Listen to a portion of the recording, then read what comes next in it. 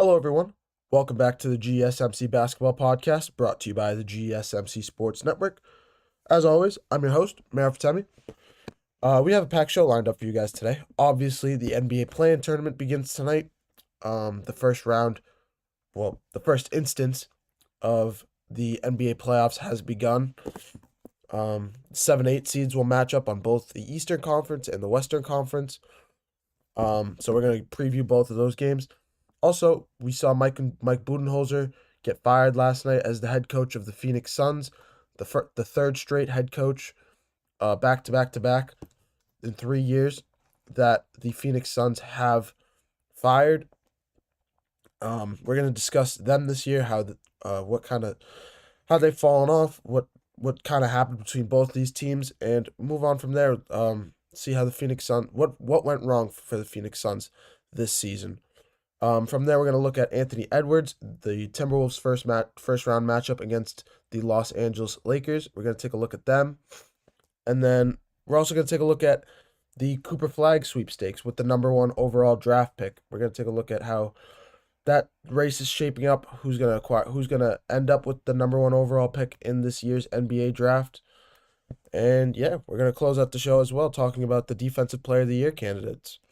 Obviously, we know about Evan Mobley, Draymond Green, Dyson Daniels. We're going to talk about all 3 of them. And, we're going to talk about all of that. But before I move any further, I'd like to remind you guys to please like and follow the show for more GSMC Sports Network content. Also, we get a number of questions from viewers that come in during the show. So to ensure that your question gets read on air, ask that you use the tips and donations link at gsmcpodcast.net for your questions. This puts your question at the top of the list so that I see it, and it also really helps out the show. Again, the link is gsmcpodcast.net for all your questions and comments. But getting back here to the basketball, getting to the real main course of why we are here. The NBA play-in tournament beginning tonight, the first round of the play-in tournament with the 7-8 seeds match squaring off tonight. We'll start in the Western Conference with the Grizzlies and the Golden State Warriors. Obviously we know Ja Morant. Starting with the Grizzlies, we know Ja Morant, Jaren Jackson Jr., Desmond Bane, the 3-headed monster that's there. Unfortunately, with the unfortunate firing of Taylor Jenkins a couple weeks back, they're still exceptionally well coached. They're an exceptionally disciplined team. They know what they're doing. They've been around for a while. They've kept their core group of guys for the last 4 or 5 years or so. They're still an incredibly formidable team, and honestly, any matchup in the Western Conference this season can go either way, really, with how stacked the Western Conference is. Obviously, their last meeting between these two in the playoffs in 2022, the Warriors took out the Grizzlies in 6 games. And no, it was still an unbelievable series, but it was 1-1 going back to Memphis. Golden State ended up winning both games in Memphis, and that was it. Their last meeting, April 1st, Steph Curry went off for 52 points against the Memphis Grizzlies in what was honestly probably one of his more memorable games of this year's regular season. He continues to defy the odds of longevity, continue to play at an exceptional level despite his age. He's just an unbelievable player and one of the top 2 point guards in NBA history. The winner of this 7-8 matchup will go up against the Houston Rockets in the first round. If it is Golden State, it would be a rematch of what happened during the 2015 to 2019 era with Steph Curry versus James Harden in almost every Western Conference final. But, of course, this is a completely different, revamped Houston Rockets team, head coached by Ime Udoka, led by Jalen Green on the offensive end, a core group of guys that honestly play incredibly unselfish with one another. Just an unbelievable team in general, unbelievable defensive team in general. That's their biggest strength, with Amon Thompson, with Dylan Brooks, uh, led by Fred VanVleet as a floor general, the point guard of this team. They're just an unbelievable team in general, and they're gonna just continue to grow. They're continuing to grow with one another, and their confidence is continuing to grow every single day that goes by. But yeah, this is gonna be more about the Golden State Warriors, in my opinion. That's why I've been saving this side of the story till now, because the Golden State Warriors are honestly, they're still one of the best teams in the NBA. They still have Steph Curry, like I mentioned, but a player that I haven't really mentioned that we've been kind of waiting for since he was traded here, since the trade deadline, is Jimmy Butler. We know his resume when it comes to the playoffs over the last 5 years, bringing the number 8 seed Miami Heat to the NBA Finals in 2023, bringing starting from the bubble all the way on to 2023. He wasn't in the 2024 playoffs because he was injured, but this is his first opportunity since then to kind of reclaim that title as playoff Jimmy, one of the better playoff, not only competitors, but playoff talents that we have in this league. So it's gonna be interesting to see how Jimmy Butler steps up to the plate, how he continues to perform, how he continues to grow into the Warriors offense. Steve Kerr will have this team ready to go. I know he will. He always does, almost every year. He's exceptional. He's won titles as a player. He's won titles as a coach. We obviously know from 2015 to 2018, that 3 year stretch.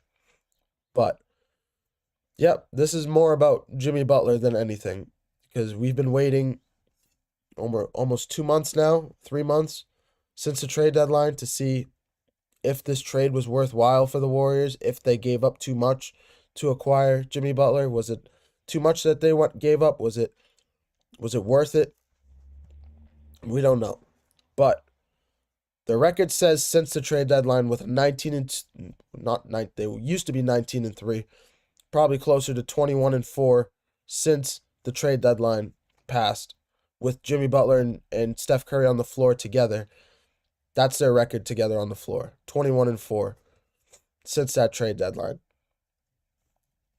And it's just gonna be interesting to see how these two teams square off, how everything plays out with them, and who are the Warriors gonna end up playing in the first round of the playoffs. The loser of this game is obviously not out of the tournament. They will face the loser of the winner of the 9-10 matchup between the Kings and the Mavericks. And we're going to see how that ends up transpiring. Because honestly, that's one of the it's going to be whoever wins that matchup will go up against the Oklahoma City Thunder, and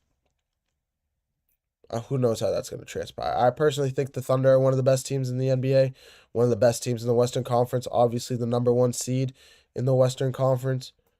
But I think, say the Warriors lose this game and fall to the 9-10 matchup, and they end up winning and face the Thunder in the first round, I think they could give the Thunder a run for their money. If Jimmy Butler can play to his capabilities, if Steph Curry can play to his capabilities, if Brandon Pajimski continues to grow as a player, as a scorer, if Draymond Green can continue to be the Defensive Player of the Year candidate that he's been since the trade deadline and honestly all season long. We're going to talk a little bit more about that as the show goes on. I'm going to talk more about that later in the show.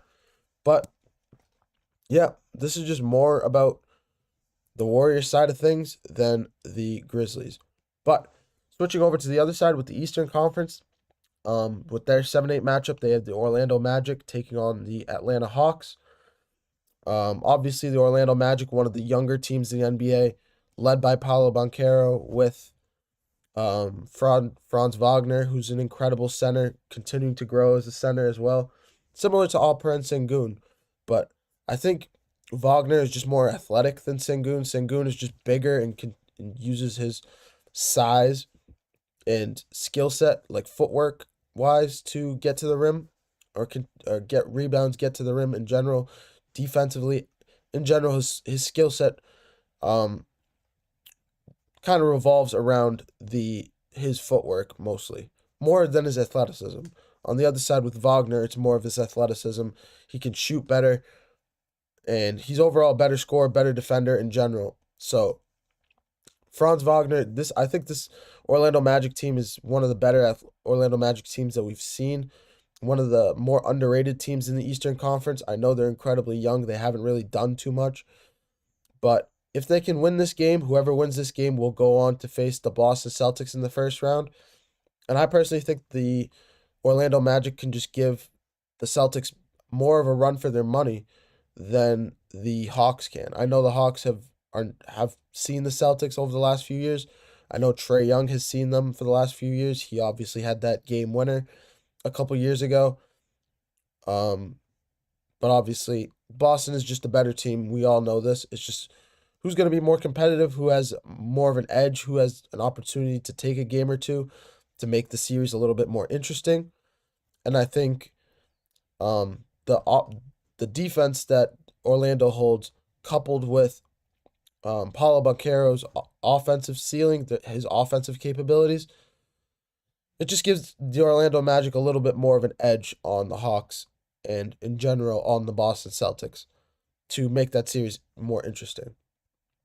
But I'm going to take a short break. When we come back, we're going to take a look at the Phoenix Suns with how Mike Budenholzer obviously being fired yesterday.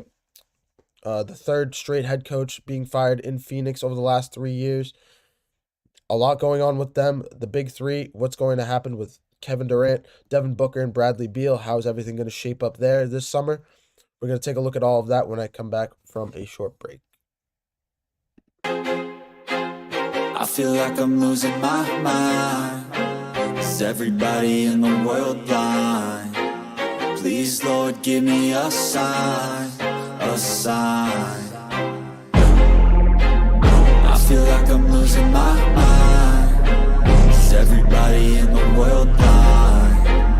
Please, Lord, give me a sign, a sign. I wanna be the greatest. Everybody on the fake shit. I look around and feel like everybody is the fakest. I make this every day and I'm impatient, hoping one day I blow up from the basement. Statement, the top is so vacant. I don't hear shit that I think is amazing. Waiting for my day when I'm playing sold out shows for 1,000 faces. Hey, give me that crown, get in my way and to be put down. It ain't your place, all this my town. If I want that shit, then I'll get it right now. I'm losing it, the noose it fits. I'm losing shit, a stupid myth. You choose to live or choose to dip. You choose to fight or lose your grip and lose a gift. I feel like I'm losing my mind. Is everybody in the world blind? Please, Lord, give me a sign, a sign. I feel like I'm losing my mind. Is everybody in the world blind? Hello, everyone. Welcome back to the GSMC Basketball Podcast, brought to you by the GSMC Sports Network. As always, I'm your host, Meryl Fatemi. As we get into this next segment here, we're going to take a look at the Phoenix Suns with everything that's been transpiring with them over the last 24 hours. Obviously, Mike Budenholzer released as the head coach of the Phoenix Suns, the third straight head coach that the Phoenix Suns have fired since not only in the last 3 years, but 3 over the last 4 years since they made an NBA Finals berth. And this one, probably the most shocking, the most, not only shocking, but one of the more disappointing teams this season with how everything's transpired with them, with how they've gone from playoff contenders, a team that can kind of compete with anybody in the Western Conference, to this year, a team that's kind of just been, I won't call them lackadaisical, but a team that hasn't played up to their potential whatsoever with the amount of money, effort, and time they put into building this roster, to getting the guys that players wanted around each other. This is the end result, and it's honestly, is this year's Phoenix Suns are the Phoenix Suns this year the most disappointing team in NBA history? Valid question. We're going to get into all of that very shortly. But before I move any further, I'd like to remind you guys to please like and follow the show for more GSMC Sports Network content. Also, we get a number of questions from viewers that come in during the show. So to ensure that your question gets read on air, I ask that you use the tips and donations link at gsmcpodcast.net for your questions. This puts your question at the top of the list so I see it, and it also really helps out the show. Again, the link is gsmcpodcast.net for all your questions and comments. And I've said it before, your guys' input helps us figure out what to talk about. You guys letting us know what you guys like to hear. Give any feedback in general, good or bad. Lets us know what you guys want to hear, what you guys want us to talk about, and we base our shows around you guys. So your input is incredibly valuable, and we appreciate everything that you guys say. So please leave any questions or comments at gsmcpodcast.net for those. But getting right back into it here, obviously, I mentioned at the top of the show, Mike Budenholzer fired as the head coach of the Phoenix Suns, the third straight year with a new head coach coming, or third year in a row with a firing in Phoenix. The Phoenix Suns will be back in the market looking for a new head coach, in a market that's there's not that many candidates this year for head coaching prospects, but obviously Mike Malone. But outside of Mike Malone, who will be sought out by a lot of people, it's just not a very deep one. So, but getting back to the topic at hand, obviously the Phoenix Suns going with the record of 36-46 this season, 10-18 after the All-Star break, one of the highest payrolls in NBA history. It's just unfortunate to see what's gone on with this team. Trading a haul for Bradley Beal. Devin Booker has been there for years, but Kevin Durant being traded here last season at the end of the trade deadline from the Brooklyn Nets, and it just looks like that trade is not transpiring the way everybody thought it would. It's just not. From injuries to just kind of not a locker room. I wouldn't call him an issue in the locker room, but it's safe to say that Kevin Durant has not showed up to his capabilities. He has not continued to be the type of player, the type of leader that we expect him to be with his veteran experience, continuing to galvanize the troops, grow the younger generation, mentor the young rookies on this team. He just hasn't done a lot of that. He's just been kind of one of those guys that just shows up, comes to work, scores 25 to 30 points a night, and then leaves. That's pretty much what it feels like. And I apologize if that sounds a little bit too harsh, but it's just what it feels like Kevin Durant has been this season. And he's not, we've heard it time and time again, he's just not typically hurt. He's not typically seen as a leader in the locker room from the media standpoint, from a media standpoint, from a fan standpoint. We haven't heard quotes from him we haven't heard anything from younger players. We just haven't really heard him as a leader for this team or for any team that he's really been on. But it's just unfortunate for Kevin Durant because this will most likely taint his resume a little bit, his legacy, as he looks to not only retire over the next few years, with only a couple years left on his in his career, approaching the age of 40, but as he looks to honestly hold a legacy as one of the greatest scorers we've ever seen in the NBA. Kevin Durant is easily a top 5 scorer, top 10 scorer we've seen in the NBA ever. He should go down as one of the top 10 players of all time. Honestly, if it wasn't for some of these last few years, from when he left Golden State for Brooklyn, when he left Brooklyn now for Phoenix, if it wasn't for those 2 pit stops, I think if he had just stayed in Golden State with Steph Curry, not only would they have won more championships, he would still be remembered as one of the best players we've ever seen. And from people that watched him play, from people knowledgeable fans that have watched the game for a while, have watched him grow as a player, continue to play, seen all his years from Oklahoma City till now, We all know what he was when he was in Oklahoma City. We know what he was when he was in um, Golden State, and now this when he's now in Phoenix. It's just unfortunate to see. It's unfortunate what has transpired with him, and yeah, I just think his legacy will not be looked at the same by most NBA fans that just kind of watch the game from afar. They will see this Kevin Durant. They will hate him for how he's kind of just been underwhelming over these last 5 to 6 years. I know he was injured in 2019, but since 2021, when they should have won the title in 2021, when his foot was on the line against the Milwaukee Bucks, when he was half an inch away from sending the Brooklyn Nets to the conference finals. Um, that is the Brooklyn Nets. That is the Kevin Durant that we're all going to remember. The Kevin Durant that was swept by the Boston Celtics. The Kevin Durant that was that has been underwhelming these last 2 years, and now this year, completely missing the playoffs. I believe 2023 he was injured in the playoffs, if I remember correctly. I believe that's true. I think that's right. But yeah, that's just the state of the affair. That's the state of affairs in um Phoenix right now. What do they look to do to kind of clean up this mess? I don't think the Suns can trade Devin Booker. Devin Booker's kind of their franchise player, a player that's a fan favorite in Phoenix. A lot of fans love him. He's a cornerstone of the franchise. He's been there for 8 years plus.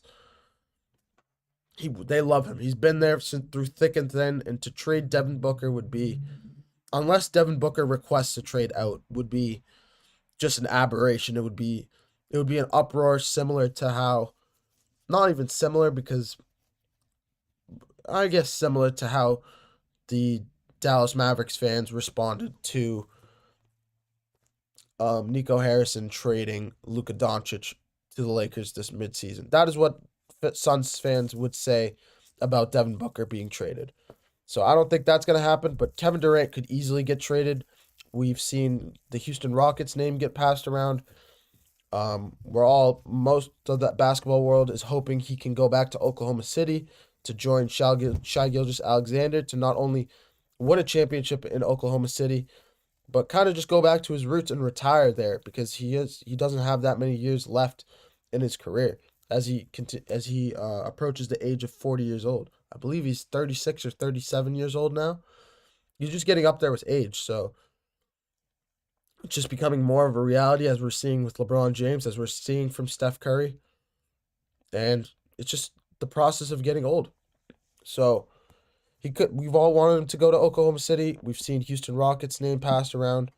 There is a real reality where he could retire after this season, just to kind of call it quits. He just doesn't, especially after these last 2 years. It's kind of tough to continue that momentum, continue that will to play after these last few years of just disappointment, not living up to expectations, and just overall how he's being seen from the media standpoint and beyond from there.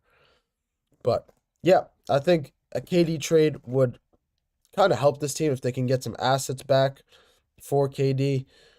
I don't think they can trade Bradley Beal, especially with Bradley Beal's no trade clause. He would have to waive his no trade clause, and Bradley Beal has said over the last not only few months, but in general, he said, I don't really want to leave Phoenix.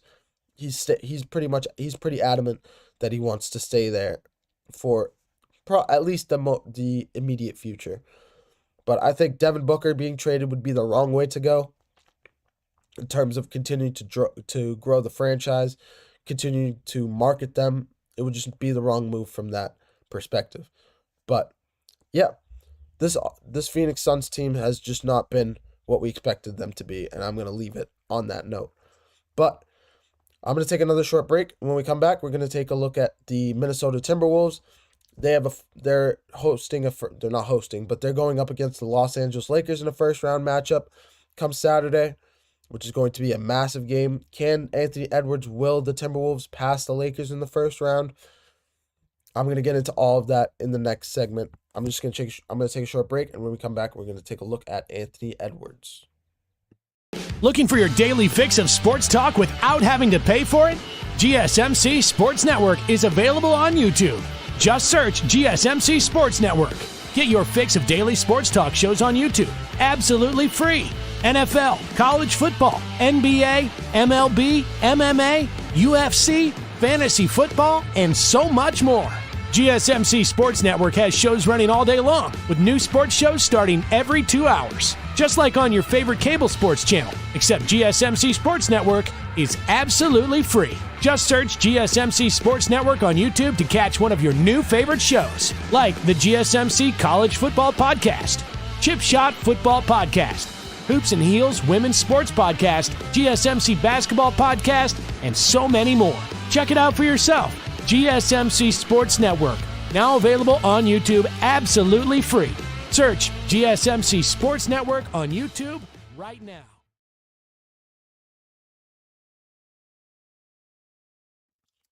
Hello, everyone. Welcome back to the GSMC Basketball Podcast, brought to you by the GSMC Sports Network. As always, I'm your host, Meryl Fatemi. As we're getting into this next segment here, we're going to take a look at the Minnesota Timberwolves at Anthony Edwards, moving up to third place in the standings of players with most points scored before turning 24 years of age. Not third place, excuse me. I mean fourth place, behind Carmelo Anthony, Kevin Durant, and LeBron James. Anthony Edwards currently at 23 years of age. This is his last season for eligibility for this award, but he just passed up Luka Doncic, who's an unbelievable talent in this year's NBA and in general. Anthony Edwards is one of the better young stars in this league today. This year averaging 27 points, 6 rebounds, and 4 assists, 44% from the field, 39% from three-point range. He's still an unbelievable player. He's one of the best leaders in the NBA. He's a fan favorite across the league. Incredibly marketable, box office player that a lot of people whenever the Timberwolves are going up against their favorite teams, they come out to not only watch their favorite teams, they come out to watch Anthony Edwards play basketball against them. This team is really growing and gelling at the right time. 17-4 since March. They're one of the best teams in the NBA. They're one of the best teams in the Western Conference, and they're growing their chemistry right now, and it's a big reason why there's so much success over this last month and a half with the playoffs rolling around right now. Also, a little tidbit of information. Since 2021, this team has been 52-28 from March 1st to the end of the season over the last 4 years as a combined record. So it's been really, really interesting to see how this team is getting hot at the right time. Incredibly well coached under I can picture his face. I can't remember his name right now. I apologize. We'll get back to that. But the Timberwolves, one of the better teams in the NBA, going up against the Los Angeles Lakers in this year's playoffs. The question is, though, can Anthony Edwards really will this team to a first-round win over the Lakers? And it's just hard for me to picture them being able to win that series. It's just hard for me to picture that Anthony Edwards by himself or with Julius Randle could outplay Luka Doncic and LeBron James in an NBA playoff series. I don't think it's just tough to see Julius Randle fitting in as that second man role, being able to handle LeBron. I think LeBron's going to bully him in the post, bully him with physicality. I know he is getting old, but LeBron is still one of the better physical players in the NBA. We've seen it this year. We've seen it his whole career in general. But the question is, can Anthony Edwards do it? And I just don't think he can win 4 out of 7 games offensively, regardless of if he has Julius Randle with him. The only way that it does happen is if the role players like a Nickeil Alexander-Walker, a Naz Reid, a Rudy Gobert, a Mike Conley Jr., these guys can continue to produce on the offensive end and can give a boost, can give some Anthony Edwards some help We saw it against the Denver Nuggets last year when they took out Denver in 7 games. They're still one of the best teams in the NBA. So I'm not writing them off at all. I don't think it's gonna be an easy gimme series for the Lakers in any means, but I just don't think offensively that they can handle LeBron, Luka Doncic, and Austin Reeves over a 7-game series if they can outscore them. I just think that's just going to be too much for the Timberwolves to handle, and I just think it's just going to be too much for the Timberwolves to handle it. And it's all props to Anthony Edwards this season. He's played phenomenally all year long. Like I mentioned, 27 points a game is nothing to sneeze about. It's just they need an extra player. They need another offensive scorer on this team. Julius Randle is great. Do not get me wrong. I just think if they had kept Karl Anthony Towns as a scorer, if they had focused on getting another star to couple with Karl Anthony Towns instead of going after the Julius Randle pick, I think they could have continued to grown the team as they had, like they had these last few years. I think they could have continued to grow the team, continued to build around Anthony Edwards, and really continued to build on their success that they had last season, taking out the defending champs, and obviously ultimately losing to the Dallas Mavericks, which is another reason why I'm not picking the Timberwolves to win this series.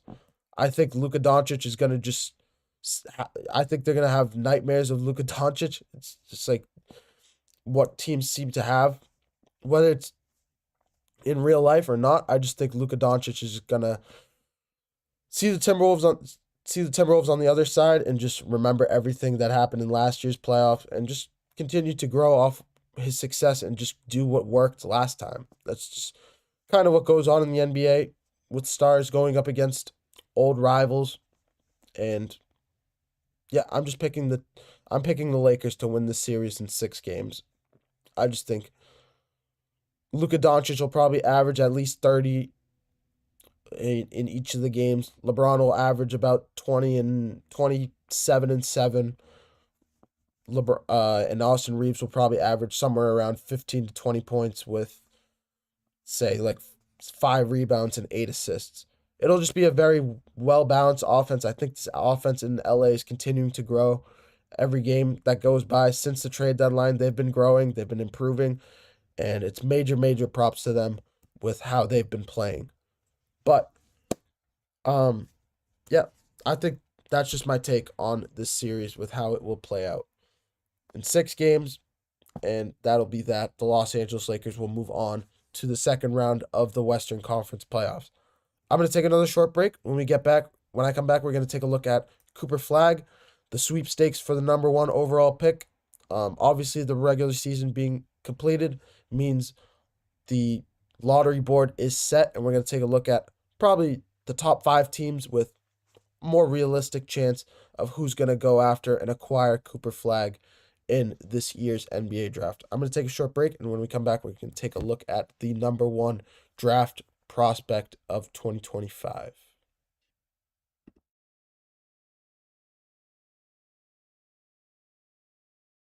For the best and latest podcasts available anywhere, go to the podcast app on your cell phone and type in GSMC to access free content-rich podcasts on health and wellness, book reviews, sports, entertainment, relationships, social media, movies, technology, finance, and even weird news. Subscribe and download the GSMC Podcast Network's family of shows, available everywhere podcasts are found.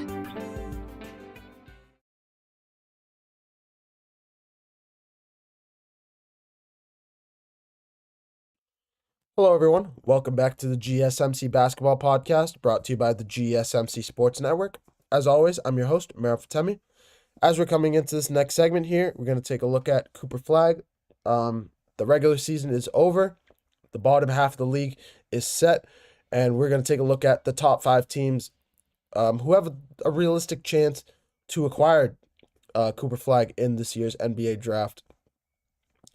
Obviously, the number 1 draft not only 5-star recruit coming out of high school, but prospect coming out of college now to join the NBA. It's pretty much locked in. It's about 96% chance, I'd say, that Cooper Flag will announce to declare for the NBA draft this season. The only chance that he stays, the only reason he might stay, is because of how the college season finished last season, and possibly for like NIL deals and advertisement deals with how the college basketball lineup is continuing to change every single day, every single year, with more money being pumped into it, with more incentives for players to stay in college rather than immediately go into the NBA. But obviously, Cooper Flag, a 6'9" prospect, like I mentioned, I want to say he's a guard. He plays like a forward, but he can shoot like a guard. He can handle like a guard. He's just an unbelievable player. He can facilitate the ball incredibly. Probably would have gone to the national championship game if it wasn't for clutch shots made by the Houston Cougars over the last couple minutes of that game. Call it a comeback if you'd like for Houston. Call it a collapse if you'd like for Duke. Regardless, Duke made it to a Final Four with two freshmen leading the team in Con Knipple and Cooper Flag. And it's just major props to this team and their head coach for scheming them up and putting them in the right position to succeed, to get all the way get as far as they did. But enough is enough about college for Cooper Flag. Let's look at him in the NBA. The top 3 seeds are kind of tied for the NBA lottery right now. The Washington Wizards, Utah Jazz, and Charlotte Hornets all sitting at 14% chances to acquire Cooper Flag as the number 1 overall pick. The New Orleans Pelicans at 12.5%, and then the Philadelphia 76ers at 10.5%. Obviously, I'm going to take a look at the top 3 seeds because they have the highest chance.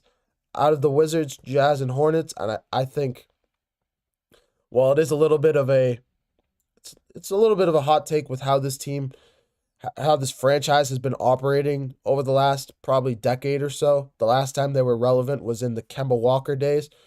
But I really think Cooper Flag would be the best, like, realistic fit with the Charlotte Hornets. If they can keep LaMelo Ball expressing that he wants to stay in Charlotte a couple days ago, actually, that he wants to stay in Charlotte. He wants to continue to grow with the team. If they can keep Miles Bridges, which would be a little bit tough because free agency is rolling around. It's for a low-income franchise. It's going to be tough for them to pay Miles Bridges, most likely. If they can, on a low-income deal, if they can put him on a 1-year deal, 2-year deal, continue to build the young core in Charlotte, bring in a veteran player if possible, I think the Charlotte Hornets could be playoff contenders this next season if they can do exactly what I just said, list step by step by step. And especially if they can draft Cooper Flag with the number 1 overall pick. I just think that team would be incredibly formidable if they can just put these guys in the right places to succeed, continue to grow the team the right way, and overall, Cooper Flag is an unbelievable talent. He's a generational talent, really. We've seen him against NBA players. It's all over YouTube. He's been playing with NBA players since the age of 15 years old, competing with them in practices, in scrimmages. But obviously, NBA games are a completely different ball game. It's tough to put a young kid like that on an NBA stage with little experience. So if they can continue to grow their team, I think Cooper Flag will be an unbelievable addition to them. That's a realistic option. Here's the fan favorite option that has been thrown around. I like this option way more. I think it would be not only a better fit, but I think it would make this team immediate contenders in their conference. But if the San Antonio Spurs, who hold a 6% chance of getting the number 1 overall pick, if they can combine the talents of Victor Wembanyama of last season and Cooper Flag this season, if they can do both of those things, I really think this team could be unbelievable. I think that would be his best position. That would be the best place for Cooper Flag to go to. if Greg Popovich will stay. If they can get him, they will most likely move on from Greg Popovich, especially from his health scare earlier this season. If they can hire Mike Malone, continue to grow Wembanyama as well with Mike Malone's experience coaching Nikola Jokic. If they can combine those two, De'Aaron Fox obviously there. Stephen Castle most likely going to be the rookie of the year this year. Obviously Stephen Castle coming off the bench this season, but will most likely grow into a starting role. If they can, in general, this team is just more balanced, in a more competitive Western Conference, continue to grow Cooper Flag quicker, putting up against stronger competition. I just think the best place for him to go is San Antonio if he can. That is his best place to go on the board. Like, unless you want to put him in Oklahoma City with Shai Gilgeous-Alexander, which would just be unfair if that would happen. But that's neither here nor there. I think the most realistic option for this team is Charlotte, who will the best fit for him realistically. But if they can get him in San Antonio, that would be unbelievable, and he would flourish there with Wembanyama, with De'Aaron Fox, Stephen Castle, and Mike Malone. If they can get him there, they would probably put them as instant playoff contenders, really, with the young core that they have, and they would be very good for years. Honestly, arguably better than the future that the Oklahoma City Thunder have if they can get both Wembanyama and Cooper Flag there. But I'm going to take another short break. When we come back, we're going to take a look at the Defensive Player of the Year candidate race right now, with Draymond Green and Evan Mobley specifically as the two heads of that race. Obviously, the Defensive Player of the Year is a regular season award, but these two players are exceptional on that side of the ball, and they deserve credit where credit is due. I'm going to take a short break, and when we come back, we're going to take a look at them and this race.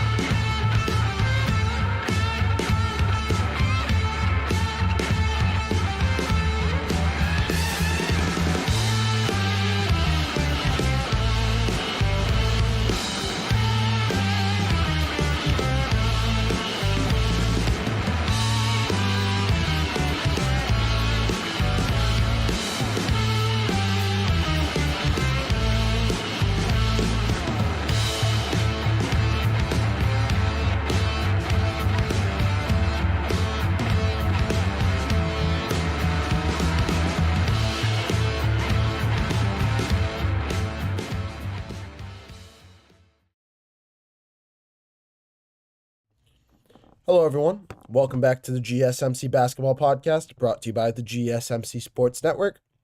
Getting right back into it here. We have the Defensive Player of the Year candidates.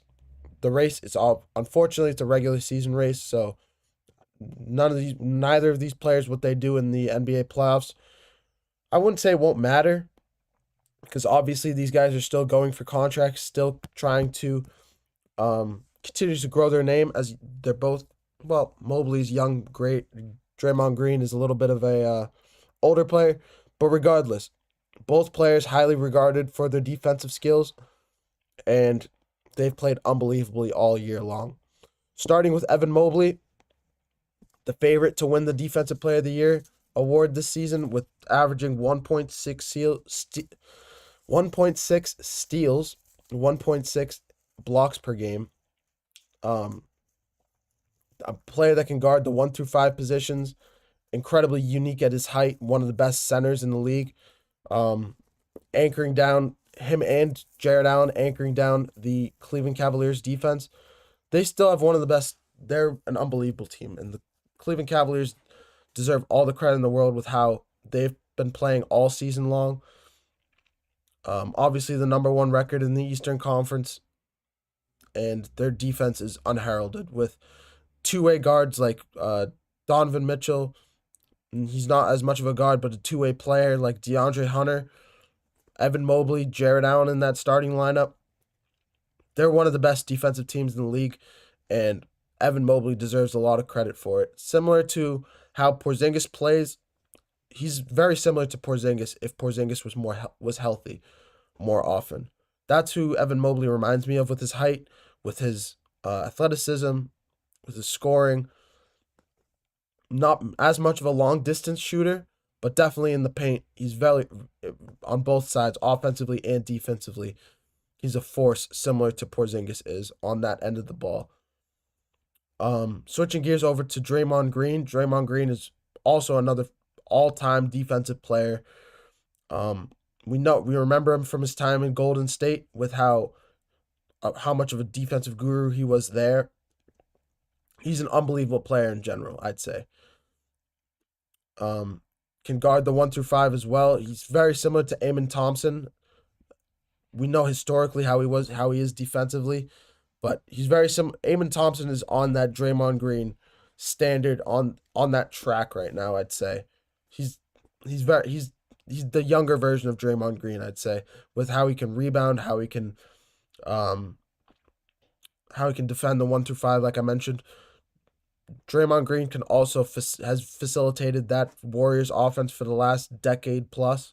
We remember his days from 2015 when we mentioned him as the most valuable piece to this Warriors offense because the ball was running through him. He was getting Steph Curry and Klay Thompson open with the pick and roll, and with his movement around, not only on the interior but on the outside as well. Draymond Green is an unbelievable talent, and he deserves all the credit in the world on both ends of the ball. He's probably a top 5 two-way player right now in the NBA, and probably a top 10, top 15 two-way player of all time, I'd say. He's just one of the better defensive players we've seen, and one of the better two-way players in general we've seen. But yeah, Evan Mobley is the number one, is a favorite. Draymond Green, since the trade deadline, anchoring the number 1 ranked defensive rated team in the NBA since the trade deadline. He deserves a lot of credit for that. But I think this award should go to Evan Mobley as the younger player, similar to the MVP award.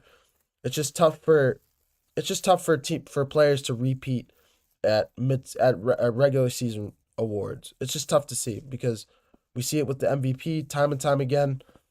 We've seen it now with the Defensive Player of the Year, obviously, with Drew Holiday could have won it multiple times. Rudy Gobert could have won it more than he did. It's a carousel of an award. It just goes every single year who's the best defensive player that season. Not in general, but not like in general over their careers, but in the moment for the entire span of the NBA season, who did it the best for the entire length of that regular season. And I think with how the Cleveland Cavaliers have looked all season long, I think Evan Mobley deserves this award in general. Draymond Green it doesn't mean that Draymond Green does not deserve it, but in terms of his versatility, in terms of his longevity, and how long he's done it all season long versus Draymond Green and the Warriors since the trade deadline, Evan Mobley absolutely deserves it, and all the credit to the world for him. But yeah, this was Evan Mobley will most likely get it, but that'll do it for me. I'm going to cut it a little bit short today just because yesterday I not only ran a little bit longer, but just going to run it a little bit shorter today. A little bit leaner of a basketball day. We didn't have any basketball games going on yesterday, so we're just rolling with the news, rolling with the punches, previewing games today, previewing NBA playoffs series starting on Saturday. It's just going to be an unbelievable week of basketball from here on through Sunday and here on for the next couple of months. But thank you guys for tuning into the GSMC Basketball Podcast presented by the GSMC Sports Network. Your support means a lot to us, so please remember to subscribe to the show and leave a positive review. It really does make a difference, more than you think. Seriously. Your feedback lets us know what you letting us know what you like to hear, what to talk about. Any feedback in general, negative, positive, lets us know what you guys want to hear about, lets us know what to talk about. So you guys are a big influence on this show and a major part of the environment here at the GSMC Sports Network. We also invite you to follow us on Facebook, Twitter, TikTok, and Instagram for more content and updates. Thank you once again. This is Merrill Fatemi, the host of the GSMC Basketball Podcast, signing off. I hope you guys have a wonderful rest of your days. It's going to be an unbelievable day of basketball. Warriors, Grizzlies, Magic, Hawks. Both games are going to be unbelievable. We're going to preview those. We're going to recap those tomorrow on tomorrow's show. Thank you once again. I hope you guys have a wonderful rest of your day. Bye-bye.